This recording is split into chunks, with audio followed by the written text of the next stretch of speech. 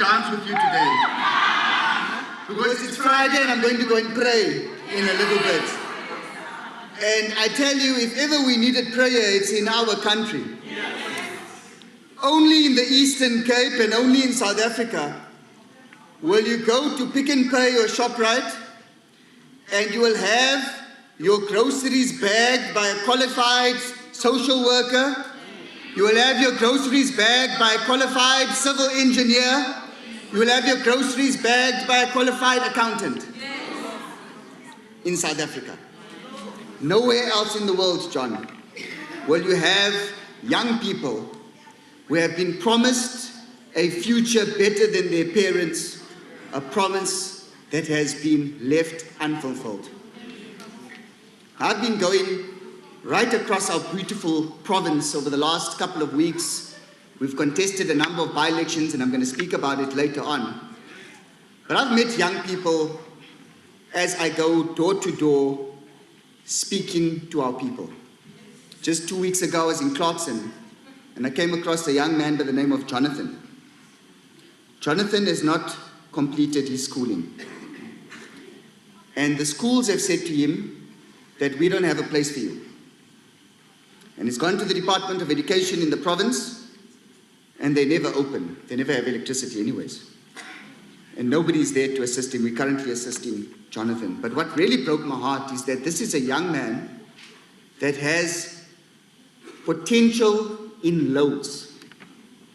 Potential that will never be fulfilled if you have an uncaring government. I want to recognize some people that are present here today that are fighting every single day for our people. First of all, the councillors of Buffalo City. You'll see some of them towards the back of the hall. Thank you for being here and for your efforts in this event. We have 20% of the vote in Buffalo City, but I can tell you that the caucus here punches way above that weight.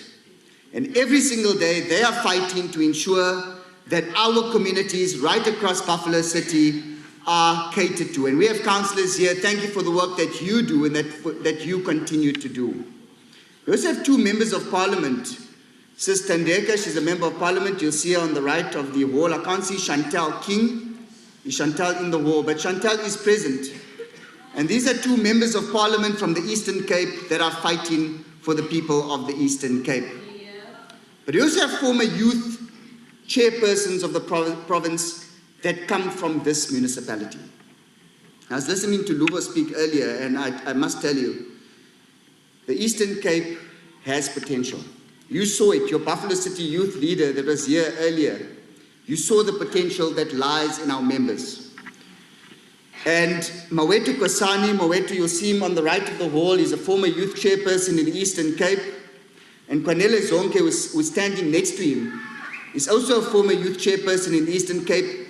And one of the campaigns of the DA Youth, which is the Scrap NYDA campaign, was actually launched by Kwanele Zonke. You can give Kwanele a round of applause. And there's a reason why I'm talking about this. Because Luva said, what do we want to be remembered for? And surely we need to be remembered for getting something done for our youth. That's what the DA does. We get things done, right? And Kwanele started the Scrap NYDA campaign for a reason. Because we have all of these programs that promise a better future for our young people. NYDA, Isikalo Youth Fund. Has anybody here been assisted by the Isikalo Youth Fund? Good, mix. Promise you, if there's someone here that has, I'll give you my car. Nah, I drive a BM. But you must prove it. But we've got a wall full of young people. Not one person has been assisted by the Isikalo Youth Fund. And when the DA said scrap NYDA, we did it for a reason, not because we don't believe in youth programs. It's because the promises that are made to our youth are empty promises. The NYDA spends the majority of their budget on cost of employment and admin fees. So basically what they do is they employ people, Nicholas, at high salaries. And only the crumbs filter down for our young people to benefit. So we must only sit there with our tongues out and try and suck up the crumbs. And that's what this government thinks of us. And Nick, I'm hoping we're going to get feedback on that campaign. Because the DA government would ensure that young people are given the opportunities to reach their potential. That's what a DA government would do. And DA youth leaders and chairpersons are fighting practically on the ground to make that happen. And change is possible. We had a by-election on Wednesday in Port St. John's. Now, for those of you that don't know where Port St. John's is, it's the furthest east of the province, deep rural areas. If you visit villages in Port St. John's, you can't visit them in my BMW because you're not going to make it into the roads. Deep rural areas of the Eastern Cape. These are ANC homelands for years and years and years. And on Wednesday, the people of Port St. John's voted for change. In fact, we quadrupled our vote in Port St. John's.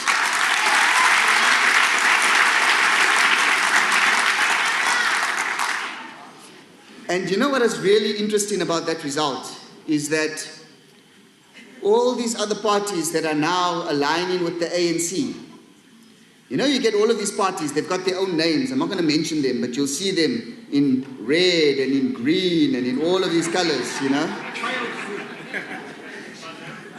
But you know what they are? They are just different leagues of the ANC. So, for example, you get a party called Al Jamaa, people that look like me. But all they are is they are the ANC Muslim League. Then you get a party that calls themselves the Patriotic Alliance. But all they are is they are aligned with the alliance with the ANC. And then you get the EFF that say they're fighting for economic emancipation, but they as well are aligned with the ANC. And all of these parties that are aligned with the ANC, in Port St. John's, the people of Port St. John's says, we want total change. We don't want to vote for an ANC league, an ANC Muslim league, an ANC young persons league in the EFF, an ANC Grey Mensa league in the Patriotic Alliance. We want total change. And they voted for the DA.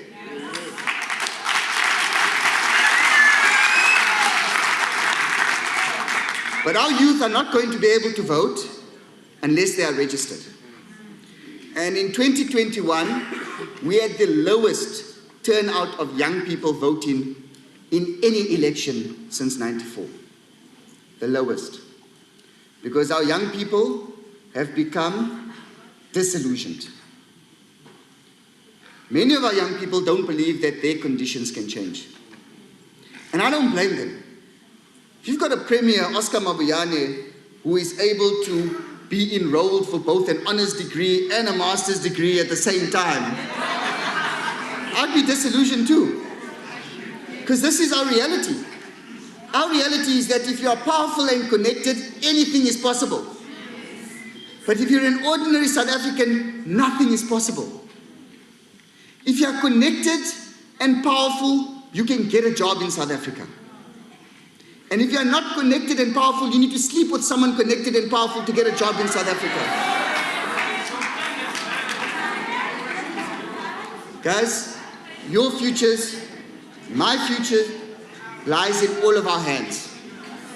About 8 years ago, we had the Fees Must Fall movement that was closing down universities across South Africa. And during that period of time, which is now some time back, there were these so-called heroes that were emerging. I'll mention some of them. There was a lady by the name of Shira Kala. She was the SRC president at Wits University. And they marched. And they marched to all sorts of places. And one of the places they marched to eventually, after they were forced to do so, because they didn't want to do so, was Lethuli House. And you know, that's so ironic. Shira Kala was at the front of the march, had an office inside Lethuli House because she was employed by the ANC. And that's why they didn't want to march to Lethuli House, because they wanted to misguide our youth. Because the only people that can change our conditions are the people that are running our governments.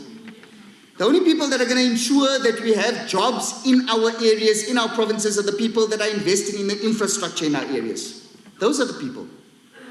So all of these people went around telling young people, go and close down universities. That's the way that we're going to get access into universities and get an education.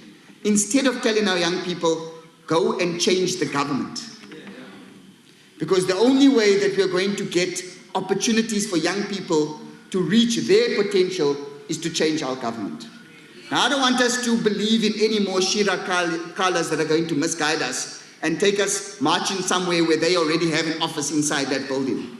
Because many of those people have been bought out and they are selling out.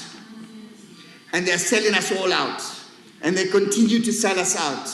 And the only way that we are going to change that is when we realize that the power of the people is greater than the people in power. Ladies and gentlemen and youth of Buffalo City and surrounding areas, we've gathered here today to commemorate Youth Day and the youth of 1976 who stood up for something. Now it's time for us to stand up for something. And I want us to go from here.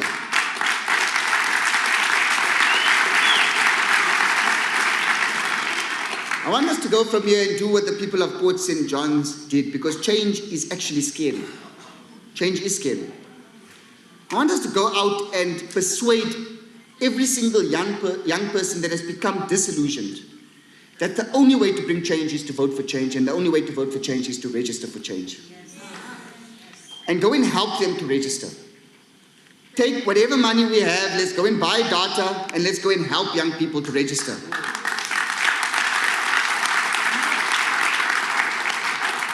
Forget about your girlfriends and boyfriends for now. Yeah, I'm not going to be popular with that one, Nick. Yeah. You know, I wasn't sure if I must say it, I was not going to be popular with that one. But you know, our former provincial leader, Ngaba Banga, used to say, even those girlfriends and boyfriends that you have blocked, go and unblock them. Tell them register to vote, and then you can block them again. Because it's that important. It's that important that we go and take our futures in our own hands, because nobody's going to come and save us. We are the ones that we have been waiting for. We are the ones that's going to bring change to our country. And I salute you for coming out here today and being part of the change that we are going to bring in our country. Thank you very much.